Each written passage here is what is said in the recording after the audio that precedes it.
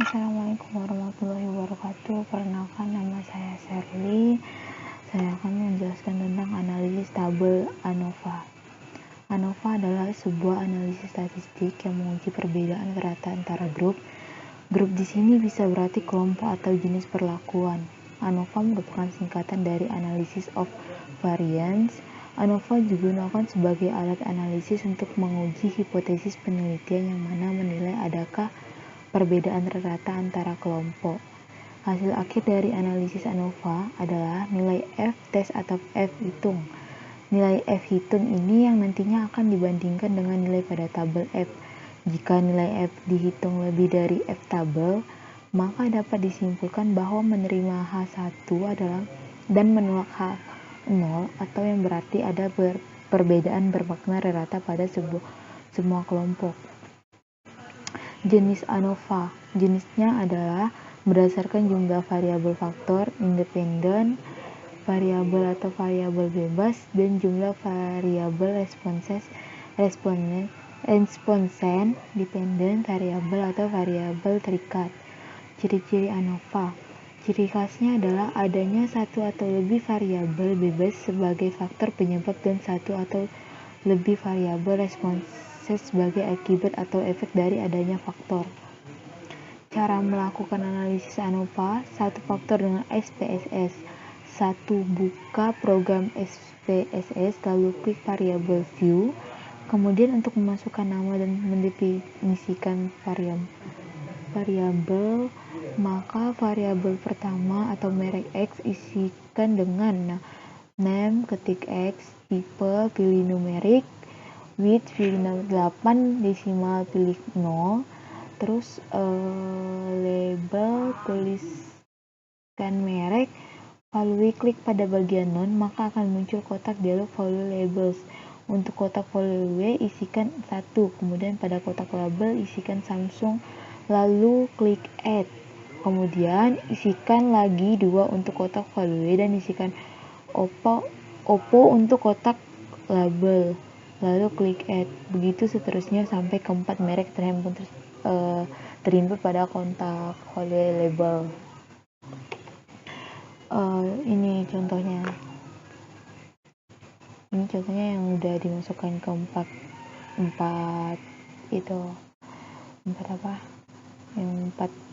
value label itu. Terus kedua, jika semua nama variabel sudah ditulis dengan benar, selanjutnya klik data view.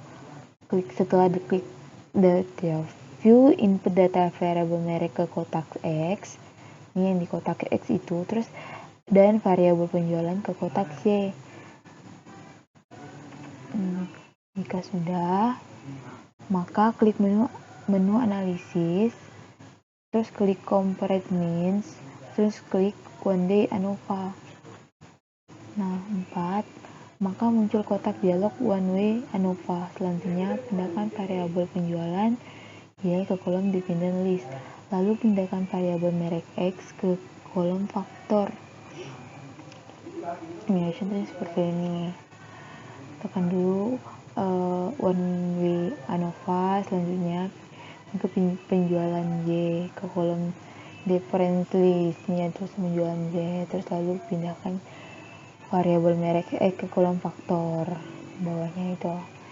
Terus 5, langkah berikutnya klik post hoc, maka muncul kotak dialog one way ANOVA, post hoc multiple complex, pilih 2K, kemudian klik continue. Kemudian klik option, maka muncul kotak dialog one way ANOVA, option berikan tanda centang pada descriptive dan homogeneity of variance, lalu klik continue. 7, langkah terakhir adalah klik OK, maka akan muncul output SPSS yang kita butuhkan dalam analisis ANOVA satu faktor. 2. Koefisien regresi. Regresi adalah suatu metode analisis statistik yang digunakan untuk melihat mempengaruhi antara dua atau lebih banyak variabel gitu. Jadi minimal dia 2 dan lebih banyak dari variabel. Hubungan variabel tersebut bersifat fungsional yang diwujudkan dalam suatu model matematis pada analisis regresi. variabel dibedakan menjadi dua bagian, itu variabel response atau response variable, atau biasa juga disebut variabel bergantung atau dependent variable, dan variabel explanatory atau biasa disebut dengan penduga prediktor variabel. Lalu atau disebut juga variabel bebas, independent variable tadi. Lalu regresi berbagi menjadi beberapa jenis, yaitu regresi sederhana, linear sederhana, dan non-linear sederhana, dan regresi berganda atau linear berganda atau non-linear berganda. Manfaat menerapkan analisis regresi karena memiliki banyak sifat. Analisis regresi digunakan hampir pada semua bidang kehidupan, baik dalam bidang ekonomi, industri, dan ketenaga kerjaan, sejarah, pemerintahan, ilmu lingkungan, dan lainnya sebagainya. Kegunaan analisis regresi adalah untuk mengetahui variabel-variabel kunci yang memiliki pengaruh terhadap suatu variabel, bergantung, pemodelan, serta pendugaan estimation atau peramalan processing. Selain itu, masih ada beberapa keunggulan lainnya, yakni membuat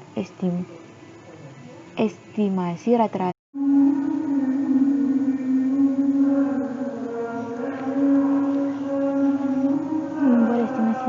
nilai variabel tergantung dengan didasarkan pada nilai variabel bebas. Untuk menguji betul cara dependensi, meramalkan nilai rata-rata variabel bebas yang didasarkan nilai variabel bebas di luar jangkauan sampel. Contoh analisis regresi sederhana. Analisis regresi sederhana adalah sebuah metode pendekatan untuk pemodelan hubungan antara satu variabel dengan dependen atau satu variabel independen dalam model regresi variabel independen menangkan variabel dependennya. Dalam analisis regresi sederhana, hubungan antara variabel bersifat linear, di mana perubahan pada variabel X akan diikuti oleh perubahan pada variabelnya secara tahap atau tetap gitu. Sementara pada hubungan non-linear, perubahan variabel X tidak diketahui dengan perubahan variabel Y secara proporsional. Misalnya pada model kuadratik, perubahan X diikuti oleh kuadrat dari variabel X. Hubungan demikian tidak bersifat linear. Secara matematis, model analisis regresi linear sederhana adalah seperti berikut: Y A tambah B X. Y variabel dependen atau responses A atau dengan intercept atau konstansa, B koefisien regresi atau slope, E residu atau error. Seperti apa model regresi linear yang ideal? Model regresi linear sederhana yang ideal harus memenuhi beberapa asumsi berikut. 1. Eksogenitas yang lemah. Sebelum menggunakan analisis regresi, kita harus paham bahwa analisis ini mensyaratkan bahwa variabel X bersifat fiktif atau tetap, sementara variabel bersifat random. Maksudnya satu nilai variabel X akan memprediksi variabel Y, sehingga ada kemungkinan beberapa variabel Y dengan memberikan hasil nilai error atau kesalahan pada variabel Y. Linearitas.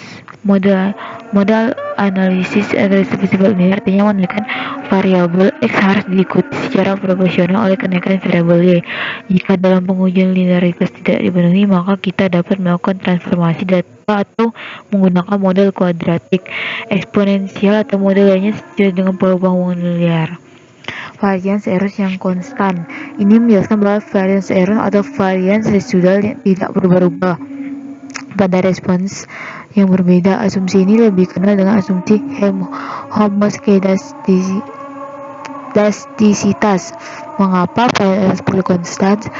Sebab jika konstan, maka variabel R dapat membentuk model sendiri dan mengganggu model utama. Oleh karena itu, pengulangan permasalahan heteroskedastisitas atau non-homoskedastisitas dapat diatasi dengan menambah model variance error ke dalam model atau model ARC. Autocorrelation data time series. Jika tidak menggunakan analisis regresi sederhana untuk data time series atau data yang disusun berdasarkan urutan waktu, maka ada suatu asumsi yang harus dipenuhi, yaitu asumsi autokorelasi. Asumsi ini melihat pengaruh variabel lag waktu sebelumnya terhadap variabel Y. Jika ada gangguan OTSR-nya, ada perubahan variabel rate atau sebelumnya terhadap variabel Y. Sebagai contoh, model kenaikan harga BBM terhadap inflasi. Jika ditemukan autokorelasi, maka artinya terdapat pengaruh waktu terdapat inflasi. Artinya inflasi hari ini atau bulan ini bukan dipengaruhi oleh kenaikan BBM pada hari ini, namun dipengaruhi oleh kenaikan BBM sebelumnya, satu hari atau satu bulan tergantung data dikumpulkan.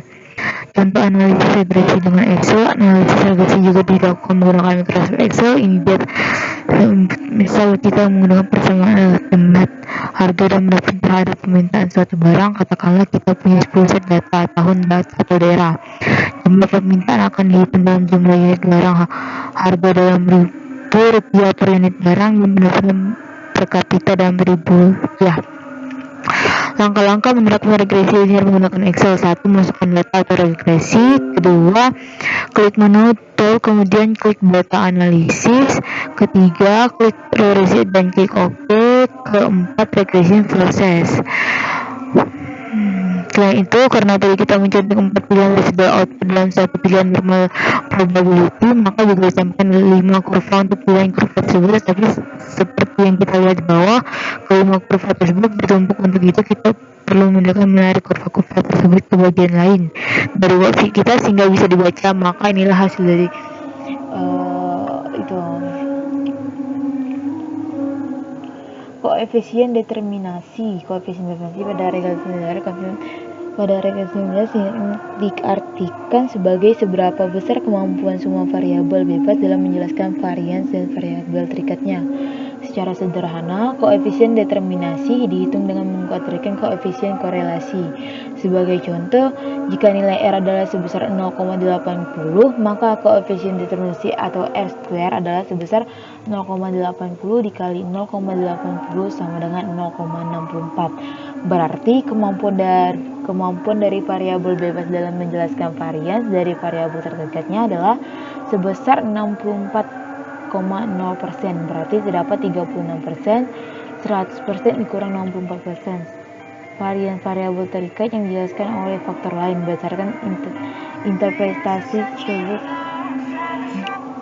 maka tampak bahwa nilai R² adalah antara 0 sampai dengan 1.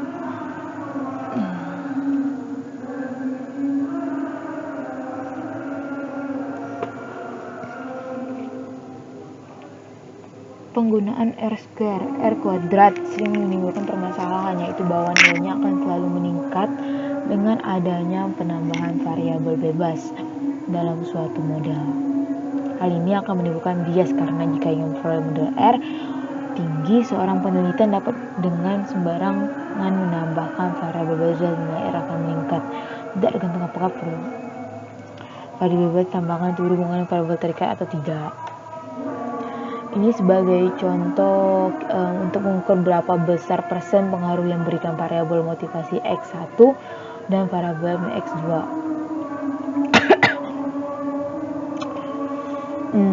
Langkah berikutnya ini sama juga sih kayak tadi, untuk melihat berapa persen pengaruh diberikan variabel minat 2 secara simultan atau bersamaan gitu. Standar error atau SA atau kesalahan baku. SA merupakan nilai yang mengukur seberapa tepatkah nilai min yang diperoleh.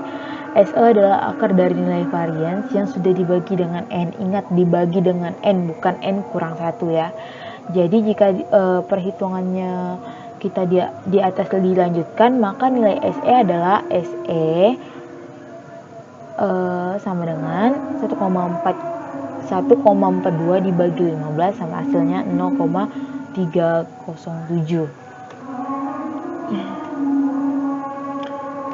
Ini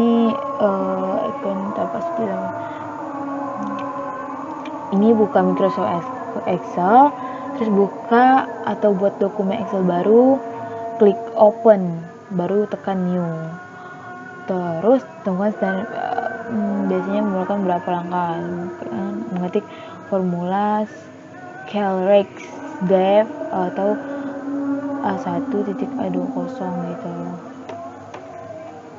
Nah, terus R data Formula menghitung standar rata-rata X dan select score or range.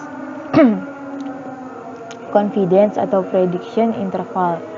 Confidence interval adalah suatu parameter yang digunakan untuk menentukan keakuratan min suatu sampel. Ketika kita melakukan sejumlah pengukuran pada sebuah sampel menghitung nilai rata-rata pengukuran tersebut, kita dapat memperkirakan nilai aktual untuk pengukuran tersebut. Menghitung confidence limit jika untuk mengatakan X SX dan DF degree of the freedom atau derajat kebebasan.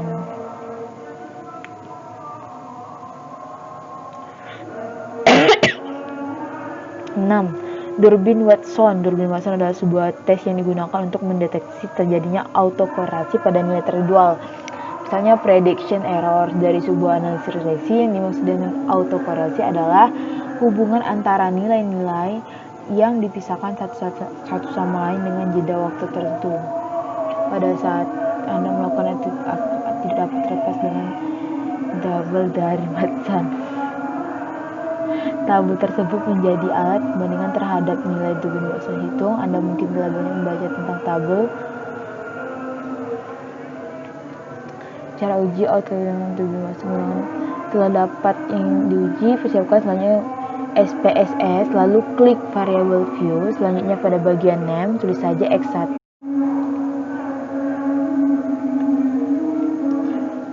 Kemudian tulis saja X1, X2, X3 dan Y. Pada desimal variabel Y ubah menjadi angka 0 karena datanya bukan pecahan desimal, tidak ada angka di belakang koma gitu. Angkanya mutlak ya. Pada bagian label dituliskan ROA, ROE, PER, dan harga saham. Abaikan yang lainnya, tampak di bagi berikut. Seperti ini.